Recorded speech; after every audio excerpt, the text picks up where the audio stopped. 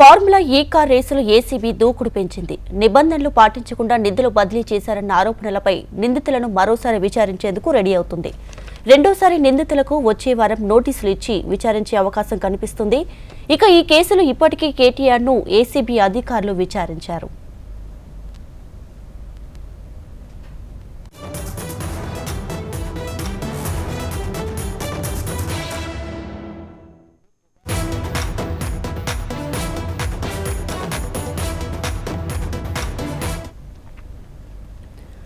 Right, ఇక formula ఈ car రేసులో ఏసీబీ అయితే దూకుడు పెంచింది. మరోసారి నిందితులను విచారించేందుకైతే రెడీ అవుతుంది.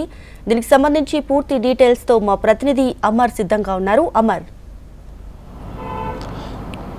దీపికా, ఫార్ములా ఈ కార్ రేస్ వ్యవహారానికి సంబంధించి ఏసీబీ ఇప్పటికే దర్యాప్తును వేగవంతం చేసిందని చెప్పుకోవచ్చు. కీలకమైన ఇప్పటికే ముగ్గురు నిందితులతో సహా ఏసీబీకి సంబంధించిన ఏదైతే ఎఫ్ఈబీఓ కంపెనీలు ఎవరైతే ఉంటారో ఆ కంపెనీల అందరినీ కూడా వర్చువల్గా కూడా విచారణ చేపట్టింది. వాళ్ళ దగ్గర నుంచి కీలకమైన సమాచారం చేపట్టింది. అయితే మొత్తానికి అంటే ఇటు ఎఫ్ఈఓ కంపెనీల విచారణ అనంతరం క్లారిటీ రాకపోవడంతో మరోసారి ఎఫ్ఈఓ కంపెనీలకు నోటీస్ ఇచ్చే యోచనలో ప్రస్తుతం ఏసీబీ ఉన్నట్లుగా తెలుస్తుంది. ఇదే కాకుండా ఇప్పటికే నిందితులు ఎవరైతే ఉంటారో A1, A2, A3 కేటీఆర్తో సహా మరోసారి విచారించేందుకు సిద్ధమవుతుంది. ఎందుకంటే ఇప్పటికే ఎఫ్ఈఓ కంపెనీలు కొంత క్లారిటీగా ఇన్ఫర్మేషన్ ఇచ్చాయి. ఆ ఇన్ఫర్మేషన్ ఆధారంగా మరోసారి కేటీఆర్తో పాటు మరో ఇద్దరు నిందితులను కూడా విచారించేందుకు సిద్ధమైన నేపథ్యంలో ఇప్పటికే జనవరి, డిసెంబర్, ఫిబ్రవరి 3 నెలల్లో జరిగిన కేసులకు సంబంధించి ఇప్పటికే ఈ ఫార్ములా ఈ ఆపరేషన్లో మొత్తం 55 కోట్ల నిధులకు సంబంధించి గోల్మాల్ చేశారు. దీనివల్ల ప్రభుత్వానికి 8 కోట్ల జిహెచ్ఎంసీ నష్టం వాటిల్లింది. 8 కోట్లు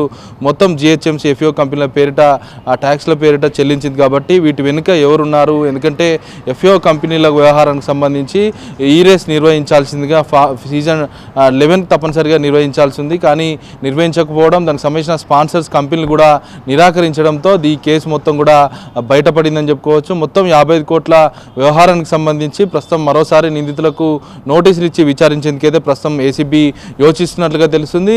ఈ 2-3 రోజుల్లోనే నిందితులతో సహా ఇటు ఎఫ్ఈఓ ఆపరేషన్కి సంబంధించిన బహిరంగ ఏదైతే ప్రత్యక్ష విచారణకు రావాలంటూ కూడా ఎఫ్ఈఓ కంపెనీలకు నోటీసులు ఇచ్చే అవకాశం అయితే మనకు స్పష్టంగా అవపడుతున్నాయి. దీపిక, అయితే అమర్, ఇప్పుడు వీళ్ళని నిందితులను ఎప్పుడు విచారించే అవకాశం కనిపిస్తుంది? అలాగే కేటీఆర్ని కూడా మరోసారి విచారించే అవకాశం ఏమైనా కనిపిస్తుందా?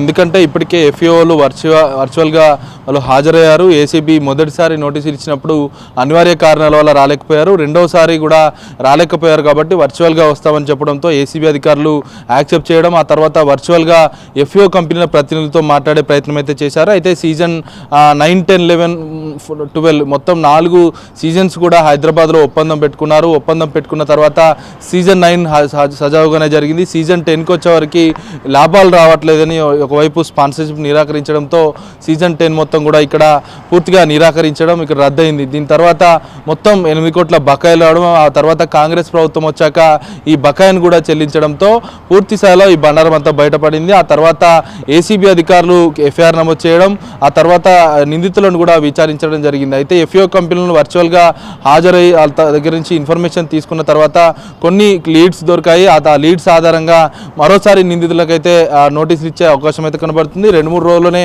నోటీసులు ఇస్తారు. నోటీసులు ఇచ్చిన తర్వాత విచారణ తేదీలు కూడా నోటీసులోనే ప్రకటిస్తారు. అయితే ముఖ్యంగా ఎఫ్ఈఓ కంపెనీలను కూడా వర్చువల్గా కాకుండా ప్రత్యక్షంగా విచారించేందుకు సిద్ధమవుతున్నట్లుగా తెలుస్తుంది.